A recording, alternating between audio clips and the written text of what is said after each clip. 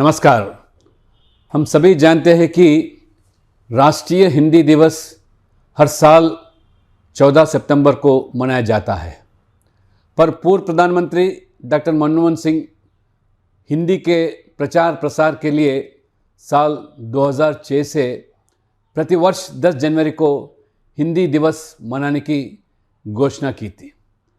तब से हिंदी दिवस 10 जनवरी को मनाने की परंपरा चली आ रही है। भारत अनेकता में एकता वाला देश है।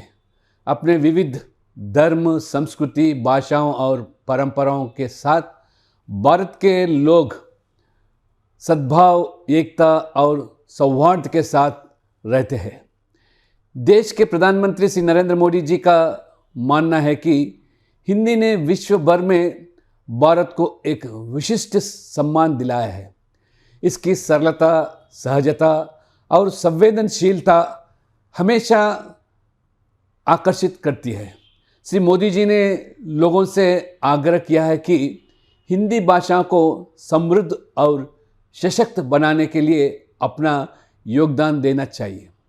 भारत में बोली जाने वाली विभिन्न भाषाओं में हिंदी सबसे अधिक उपयोग की जाने वाली और बोली जाने वाली भाषा है। वर्तमान समय में हिंदी भाषा पूरे विश्व में तीसरी सबसे अधिक बोले जाने वाली भाषा है।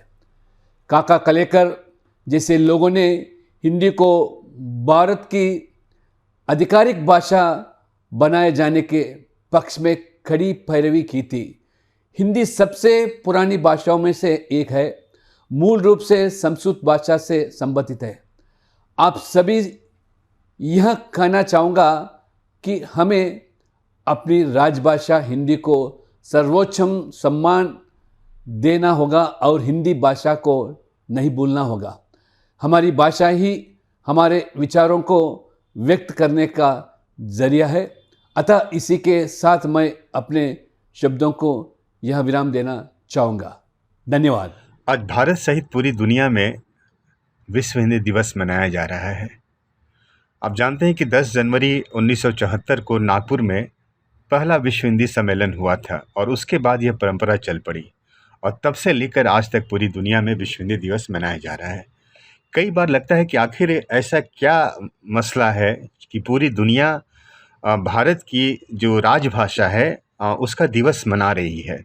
जाहिर है कि भारत की इसमें बड़ी भूमिका है, लेकिन सबसे बड़ी भूमिका है कि पिछले 30 सालों में खास करके आर्थिक उदारीकरण और भूमंडलीकरण के बाद धीरे धीरे भारतीय भाषाओं का वैश्विक बाजार में वर्चस्व बढ़ता गया, खासकर तमिल, मराठी।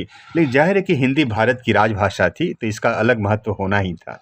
भारत में जो भी काम हो रहे हैं, जिस तरह के काज हो रहे हैं, उसमें हिंदी की भूमिका एक बहुत बड़ी भूमिका है। और इसीलिए आज देखेंगे कि दक्षिण कोरिया, जापान, चीन, जर्मनी, फ्रांस, अमेरिका, दुनिया के तमाम मुल्क अपनी बड़ी बड़ी कंपनियां भारत में खोल रहे हैं और ऐसे लोग की वो ज़रूरत महसूस करते हैं जिन्हें वे ज़बान भी आती हो और हिंदी भी आती हो। कहने का मतलब कि धीरे धीरे हिंदी ने पिछले 30 साल में अपनी एक आर्थिक ताकत बनाई, जिसका नतीजा था कि आज हिंदी का महत्व पूरी दुनिया में बढ़ा है। जेएनयू में भी पूरी दुनिया से बच्चे पढ़ने आते हैं, जापान से, कोरिया से, चीन से, और यहाँ से जब वापस जाते हैं तो वहाँ की कंपनियों में काम करते हैं और फिर भारत में बड़े अधिकारी बन कर के आते हैं। और इस तरह से हिंदी की ताकत धीरे धीरे पिछले 30 साल में काफ़ी बढ़ती गई है। और कहा जा सकता है कि हिंदी की जो ताकत है यह पूरी दुनिया में भारत के वर्चस्व को बढ़ाने में एक बड़ी भूमिका निभाएगा। और जाहिर है कि हिंदी की जो अस्मिता है, जो राष्ट्र अस्मिता है, वह एक तरह से आर्थिक अस्मिताओं को लेकर के ही आगे बढ़ रही है। बिना बाजार के कोई भाषा ताकतवर नहीं होती है और हिंदी आज बाजार की भाषा बन रही है, बाजार में रूल कर रही है और बाजार को नियंत्रित भी कर रही है।